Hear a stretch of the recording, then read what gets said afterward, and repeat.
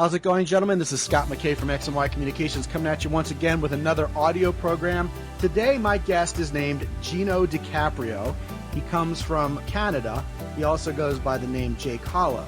Now, in 𝐥𝐢𝐤's past, he's been an adult film director, among other things, and has found himself in prison and gone through some things that he probably would rather not have gone through. So why am I having him talk to you today? Well, it's precisely because of who he is today, the transformation he's made in his life, and I think there's some wisdom there that he can offer you in terms of getting over things that have happened in the past that you would like to live down or maybe don't feel like you can live down. So 𝐥𝐢𝐤, man, welcome. Hi, how you doing, Scott? Well, I'm doing good, and I think it's great that you're here today because, man, I don't know if you get the same kind of emails I do, but I get emails from guys who say, man, you know, I've made this mistake in my past. I've got this skeleton in my closet. I really wish it would have never happened, but it did, and now I think no high-quality woman's ever going to want me. I have to sort of keep this secret away from women, or else they're all going to either laugh at me or dump me on the spot. And having gotten to know you the other day, you were introduced to me by Cliff over at Cliff's List. Yes. You have a new book coming out, which we'll talk about, but I was absolutely fascinated by your story about your quote-unquote past life and who you are today and how you've actually used your past to shape who you are today as a wiser man who's living a fulfilling life and basically doing the things you want to do, which are very different than the things you've done in the past. So I tell you what, man, I'm just going to let you riff on it. Tell us a little bit about where you're coming from, what you're doing today, and the transformation that took place.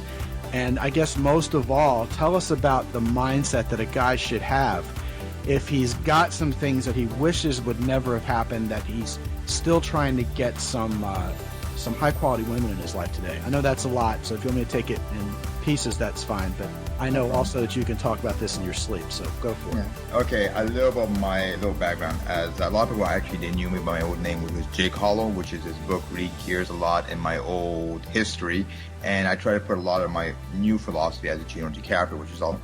The question you asked me about a lot of these people were they're worried about quality women because they made little mistakes. I call them little mistakes. I don't call them big mistakes compared to a big mistake. Is at the moment that they realize that, you know, they really did something wrong, that's the moment they have to stop worrying. I was mentioning it once that there's two kind of criminals. There's the ones that go in a habit, they usually go to jail more than once, it means they're not learning from it, and they're not worried about how the women would think. And then there's the guy that, like me for my example, where you went in for something you really didn't do, you prove yourself innocent, or some of them don't even prove themselves innocent, they still stay with a record on them. And then they're worried about how they're going to get that quality woman, their life is finished. It's all in the mindsets you have. I mean, if you're a person that truly believes that you're not going to be successful again, that you truly believe that, you know what, no women, especially the kind of women that I really want to spend my life with, is going to even pay attention to me.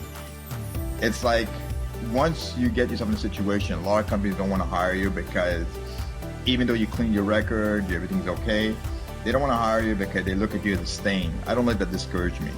I just went out there and I did the best of what I can to support my family, which I'm doing right now.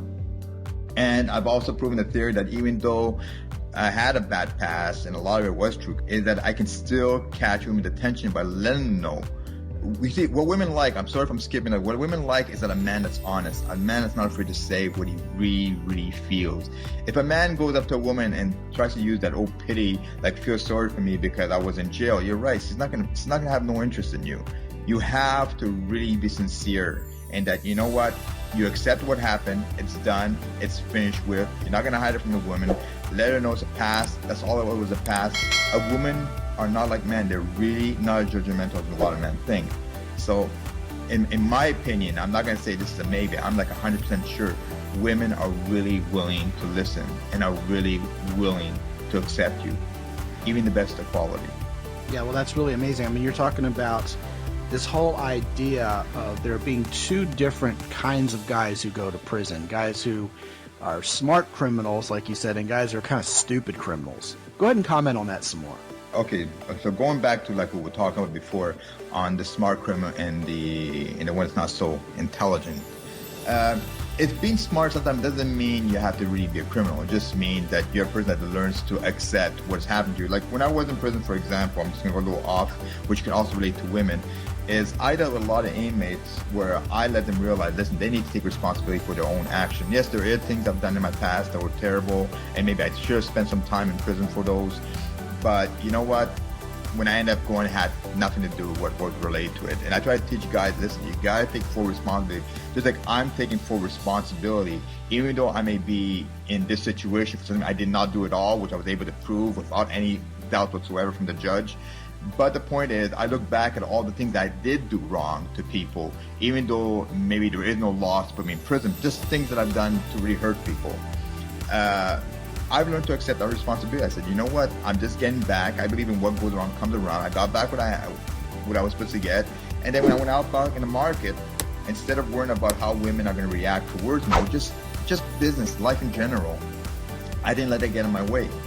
For example, like I said, I went out, I met some quality women, dated some quality women, and to be honest, they kind of loved my history. They loved especially the honesty. That's what got women's attention, is the honesty. I'll use even you as an example. For example, you and I, we talked, you even got to the point where you would think about maybe I wasn't a good fit with you.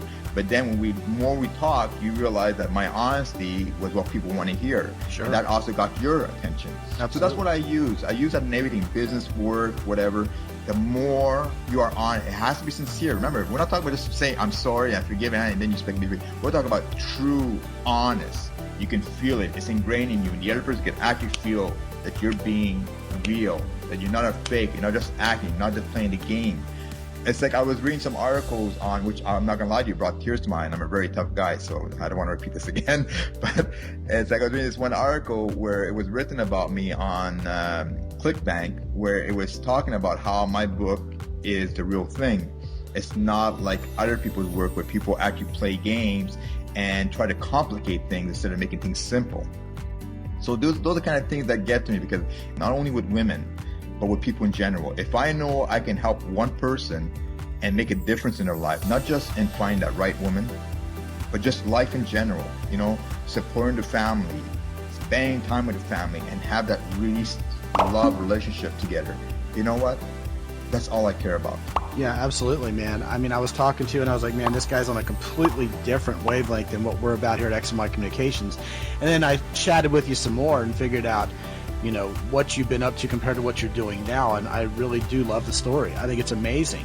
One of the things you just said also that really piqued my interest, Gino, is you were talking about how women just aren't as judgmental in general as men are.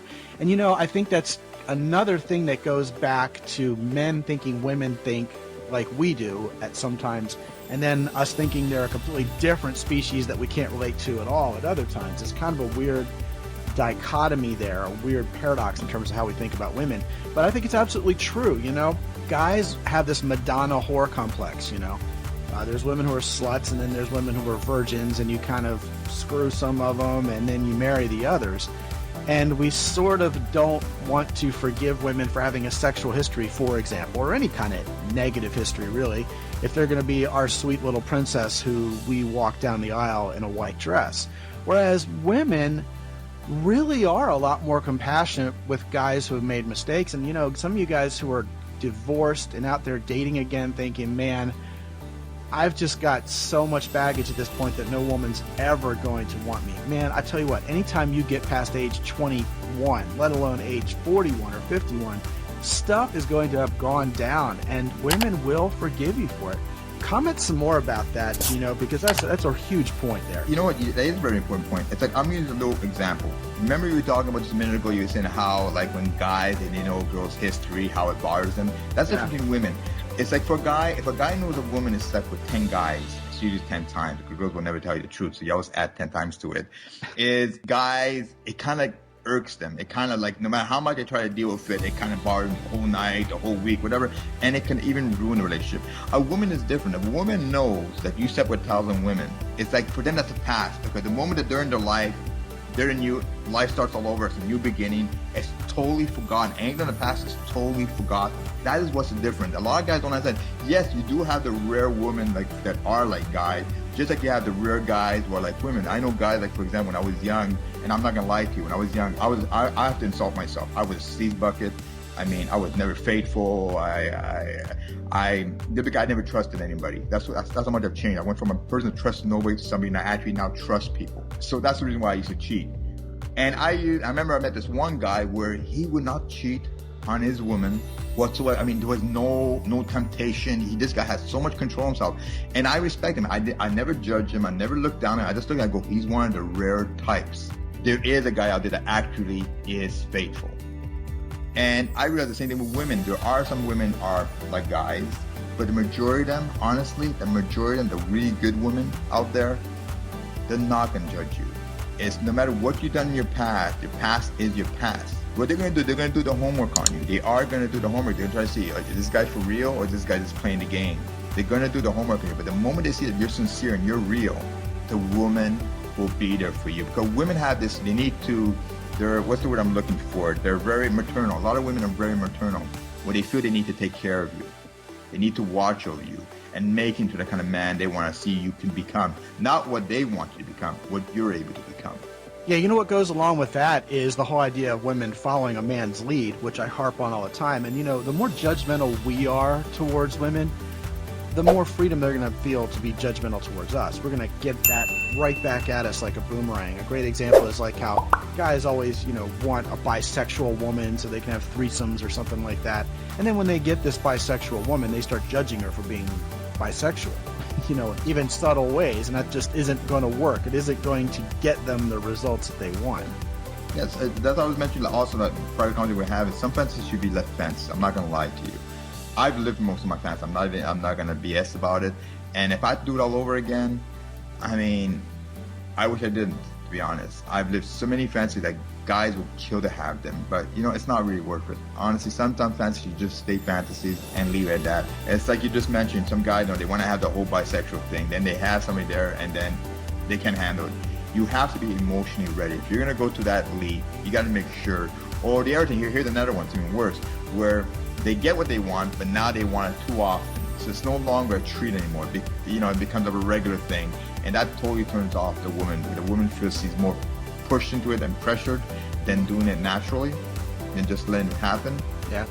And guys don't understand that women, I'm sorry, no, like before you were saying that some guys think women are different from men. I have to admit that women and men are very different species. What we have to understand that we are different. The way we think, the way our emotions work, but we're able to work together as one species.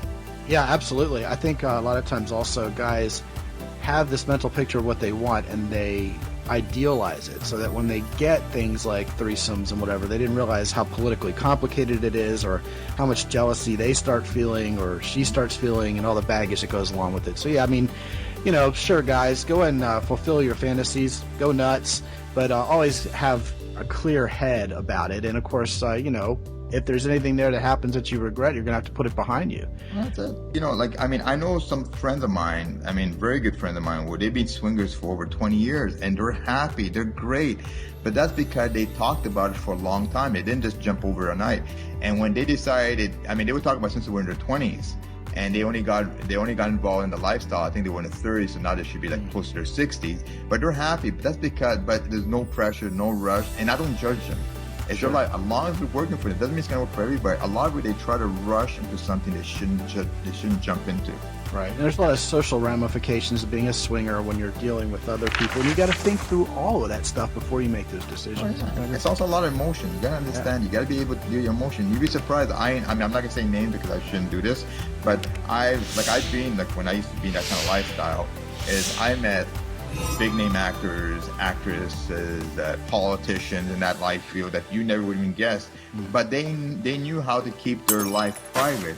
And that's what's important, is to keep your life private. It's nobody's business. Just like, for example, if a woman slept with 20, 30 guys or 100 guys, it's none of my business. So even though deep inside I want to know the answer, but you know what? It's not my business. And I got to stay out of it. What mindset would you recommend in closing here for guys who maybe have made some mistakes that they regret and they're thinking no good woman will ever want them? Can you give us some quick takeaways for guys here that'll really help them get back on track?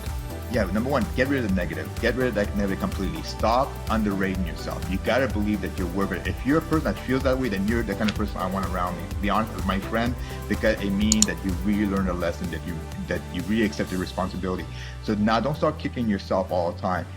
Be honest. With every woman you get involved, doesn't mean you need to talk about you were in prison or whatever. If the topic comes up, be honest. But let them know that you really regret it before playing the game, but being sincere about it. And women will respect your honesty. It's something you need to get over with. Yeah, absolutely. You know, guys, all of us make mistakes, including this beautiful woman you're probably still putting on a pedestal out there. That is a huge takeaway also. You're sitting there in your head all wadded up over your mistakes and what you've done wrong in the past and trying not to be found out. She's over there on the other side of the table thinking the same thing. And if you're not judgmental and you can forgive her, that's the first step to you being forgiven and just moving on and enjoying each other's company. It shouldn't be this complicated. You and a woman should be able to move forward, just like Gino's been saying so eloquently, and not focus so much on the past. I mean, the past kills, man. Focusing on the past is a bummer. It's almost as bad a deal as comparing yourself to someone else. And I mean, if you are comparing yourself to other guys thinking they are Mr. Wonderful Ken doll and you're the guy who's just damaged goods and you're focusing on the past, I can tell you something, you're not going to end up with any women at all. I mean, it's going to be a very, very bad deal for you, and you're going to be robbing great women from the opportunity to be with you. I agree. Gino, wonderful, wonderful call. I really appreciate you being here today. I want to tell the guys a little bit about your book. What's the name of it again? It's called The 𝐥𝐢𝐤𝐤 Guide and How to Persuade Women. Fantastic. And, you know, persuading women from a position of honesty, from a position of authenticity, is something every guy should know how to do. And, man, you've been around the block, and you're one of these guys who isn't wet behind the ears. And, you know, some of these guys are going to have a different past than yours, and they're going to have a different mindset than you've had in the past. But I think having heard from you, they're going to want to check this book out. I certainly did. It's an eye-opener. Man, it is dead honest, man. You're right on the table with everything that you've got. It's a good read. Guys, check it out. I've set up a special URL, www.deservewhatyouwant.com. And let's go ahead and make it /Jake, J-A-K-E, since he does go by 𝐥𝐢𝐤𝐤 as his pen name. Gino, thanks a million, man. What a great call. I think these guys are going to get a lot from it. No, I appreciate your time. Thanks, man. This is Scot McKay from 𝐥𝐢𝐤𝐤 Communications. Be good out there.